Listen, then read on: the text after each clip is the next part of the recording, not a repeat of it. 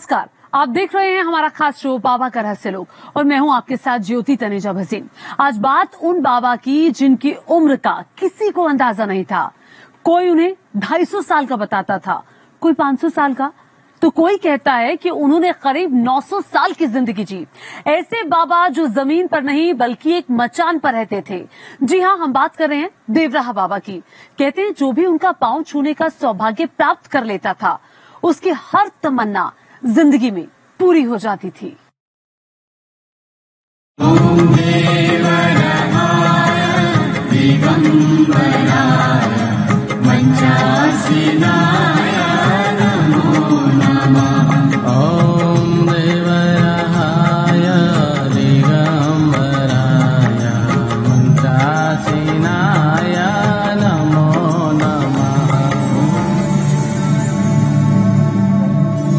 दुनिया की सारी कल्पनाएं जिनके आंकलन में धोखा खा जाएं, विज्ञान के चमत्कार भी जिनके आगे नतमस्तक हो जाएं, आध्यात्म की असीम परिधि भी जिनके आगे छोटी हो जाए, ऐसे अलौकिक अद्भुत ब्रह्मज्ञानी का नाम है देवराहा बाबा।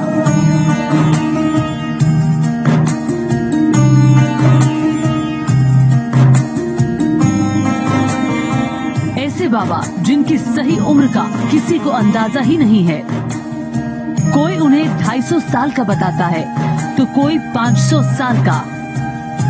दावे तो ये भी हुए हैं कि देवराहा बाबा 900 साल का जीवन जीकर ब्रह्मलीन हुए।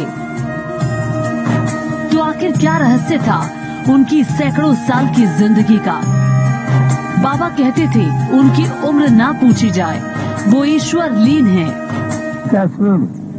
तो यानी अवस्था कोई हमारे पूछे तो बताए दे ईश्वर लीन। हाँ, ईश्वर लीन।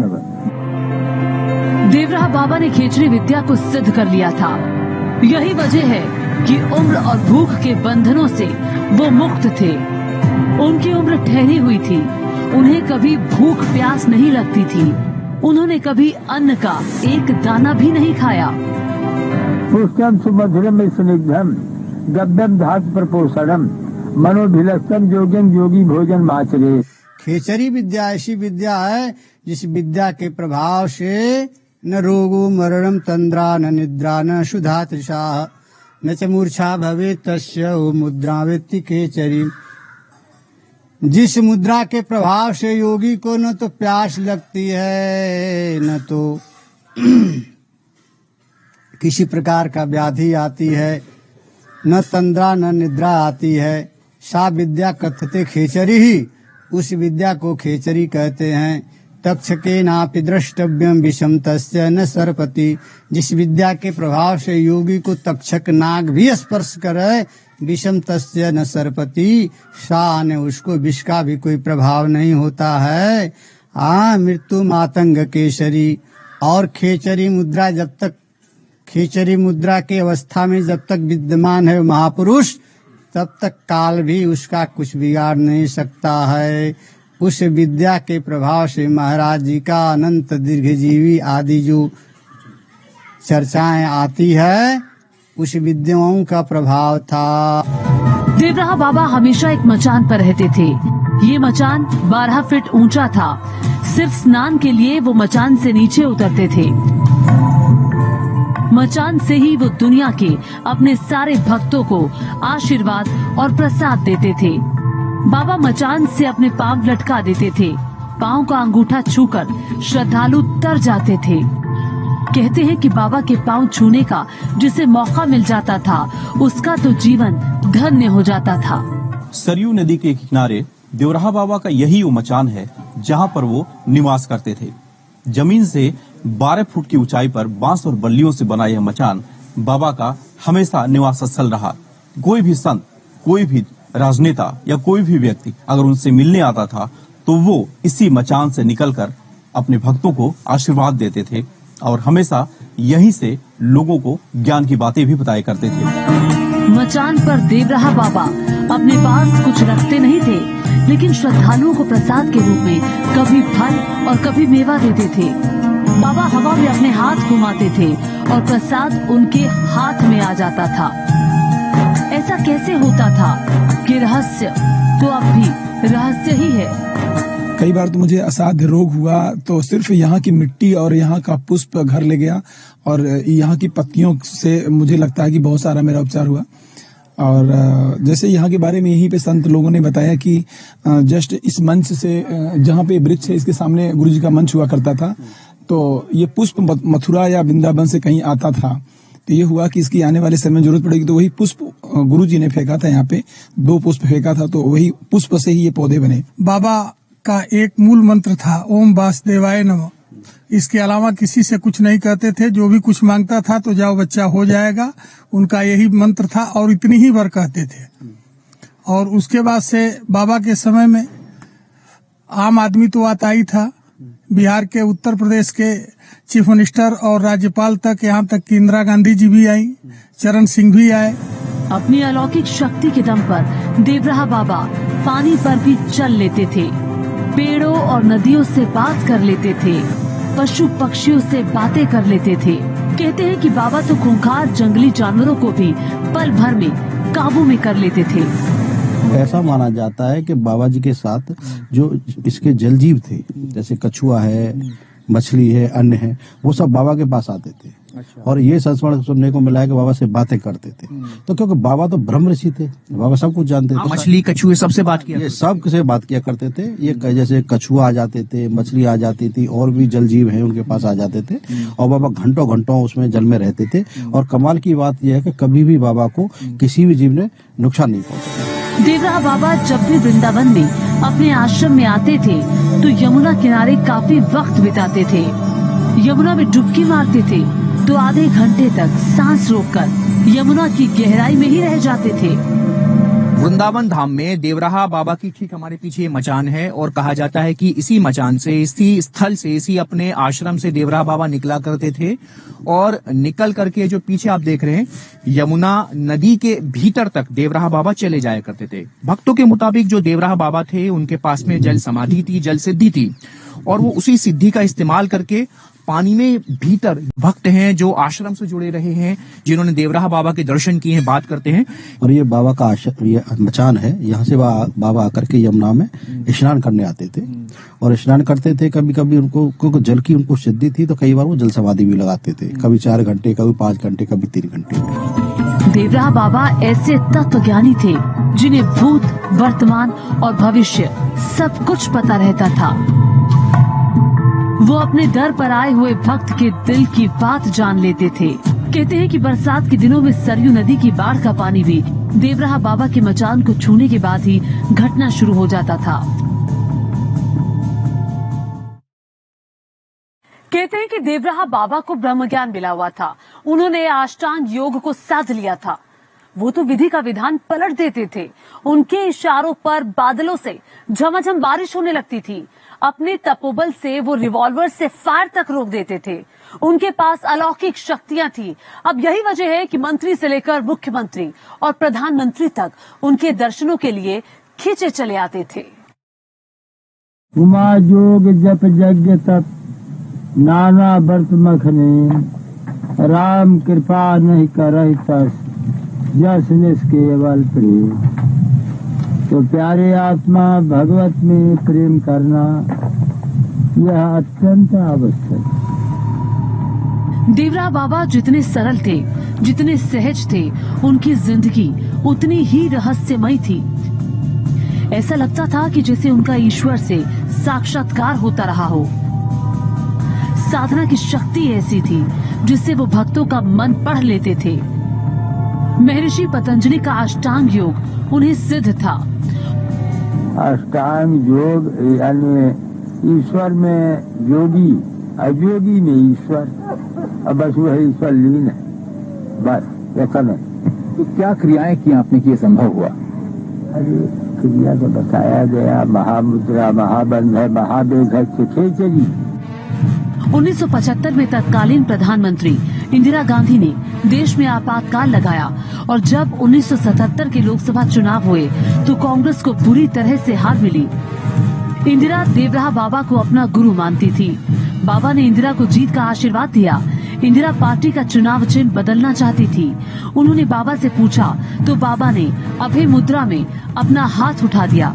माना जाता है कि तभी से इंदिरा ने कांग्रेस का चुनाव चिन्ह हाथ का पंजा कर दिया। 1980 में हुए लोकसभा चुनाव में पंजा निशान वाली कांग्रेस प्रचंड बहुमत के साथ सत्ता में आई। देश में आपातकाल के बाद जब इंदिरा गांधी चुनाव हार गईं, तो तमाम जगहों पे प्रयास करने के बाद आखिर में वो मईल के देवराहा बाबा के इस स्थान पे आई। देवराहा बाबा ने अपने इसी मचान से उनको आशीर्वाद दिया और हाथ उठाकर कहा कि जाओ, अब तुम्हारा कल्याण होगा। इंदिरा गांधी ने बाबा के उसी हाथ को अपना आशीर्वाद समझा और इसी को अपना चुनाव निशान बनाया। इसके बाद जो हुआ वो एक इतिहास बन गया।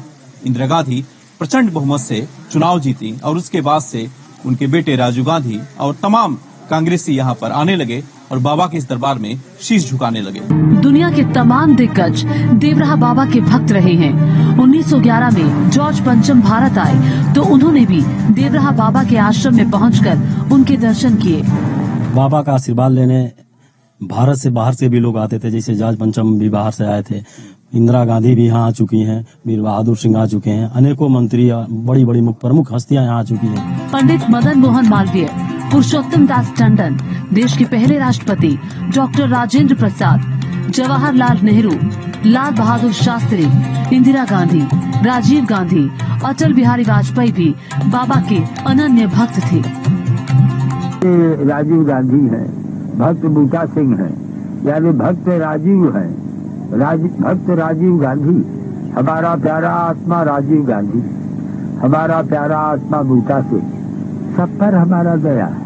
राजा विश्वनाथ हमारा प्यारा आत्मा है और यानी ये अटल बिहारी वाजपेयी हमारा प्यारा आत्मा पुराना भक्त है। सब अपने ही जो हैं। राजीव गांधी के साथ तो बाबा का बहुत दिलचस्प किस्सा हुआ। राजीव गांधी तब देश के प्रधानमंत्री थे। वो दिल्ली से वृंदावन आने वाले थे। जहां हेलीपैड बनना था वहां बबूल का एक पेड़ मौजूद था। अधिकारी उसे कटवाने आए थे। बाबा ने अधिकारियों से कहा, तुम यहाँ प्रधानमंत्री को लाओगे, प्रशंसा पाओगे, लेकिन दंड तो बेचारे पेड़ को भुगतना पड़ेगा। वो इसके बारे में पूछेगा तो क्या जवाब दूंगा? ये पेड़ नहीं काटा जाएगा, यह पेड़ होगा तुम्हारी निगाह में, मेरा तो साथी है। अफसरों ने अपनी मजबूरी बताई तो बाबा ने कहा, घबराओ मत। प्रधानमंत्री का कार्यक्रम ही टल गया। हुआ भी यही। 2 घंटे बाद ही पीएमओ से रेडियोग्राम आ गया कि प्रोग्राम टल गया है। हम लोग ठीक इस समय जो है उस वृक्ष के नीचे मौजूद हैं, जो कि ये वृक्ष जो है अपने आप में ऐसा किस्सा सहेजे हुए है, ऐसी कहानी, ऐसा संस्मरण सहेजे हुए है कि आप भी सुनेंगे तो आप भी चौंक जाएंगे। बड़ी सुंदर कहानी है कि ये वृक्ष बाबा के पास गए और कहा कि हमारी तपस्या बाबा पूरी होने वाली है और हमको कल यहाँ के लोग आए हैं, प्रधानमंत्री आ रहे हैं, जैसा भी है तो काट देंगे तो हमारी तपस्या अधूरी रह जाएगी और हमारे ब्रजवास का सपना जो हमारा पूरा करना था पूरा नहीं हो पाएगा। तो कैसे भी करके बाबा हमारा ब्रजवास का सपना, हमारी तपस्या पूरी होनी चाहिए। तो बाबा ने उनको आश्वस्त किया कि कोई बात नहीं, कोई नहीं काटेगा, आप निश्चिंत होकर रहिए।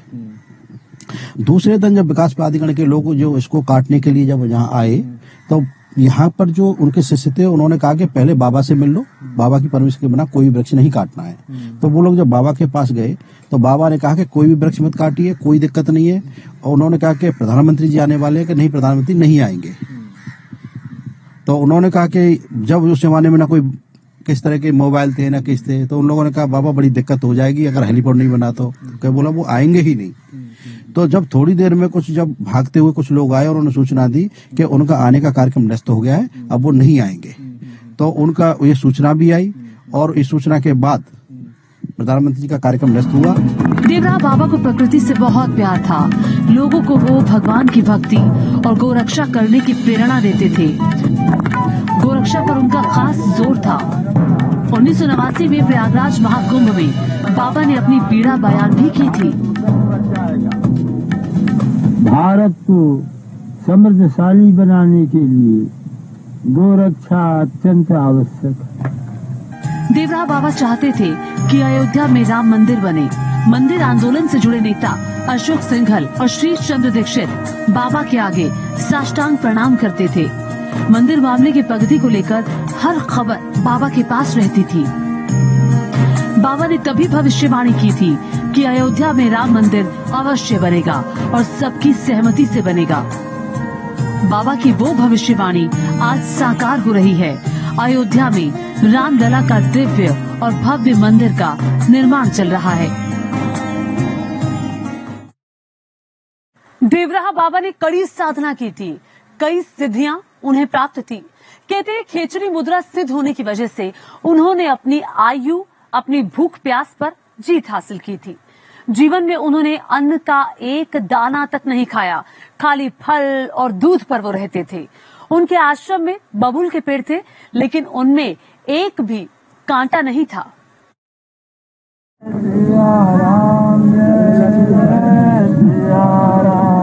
संसार के तमाम बंधनों से मुक्त थे देवराहा बाबा। सिर्फ फलाहार पर रहते थे, ठंड हो या गर्मी या फिर बारिश।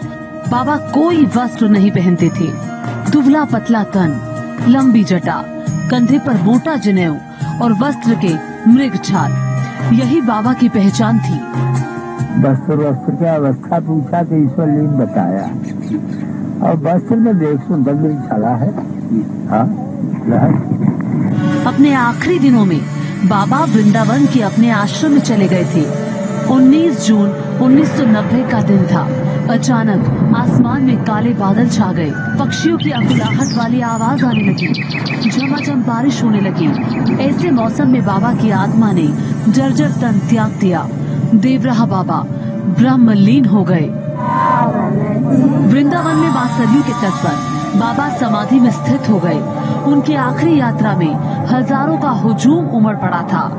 पूर्व प्रधानमंत्री अटल बिहारी वाजपेयी भी उनकी अंतिम यात्रा में शामिल थे। देवराहा बाबा तपस्वी थे। उनके भक्त जानते हैं कि भले ही देवराहा बाबा ब्रह्मलीन हो गए हों, लेकिन वो अमर हैं। उनका आशीर्वाद अमर है। आज भी उनके भक्तों को बाबा की मौजूदगी की अनुभूति होती है। देवरिया के महिला आश्रम से दीपक श्रीवास्तव और वृंदावन से मणिदीप शर्मा के साथ टीम न्यूज नेशन। तो ये थी देवराहा बाबा पर हमारी खास पेशकश, बाबा का रहस्य लोक। देश और दुनिया की तमाम खबरों के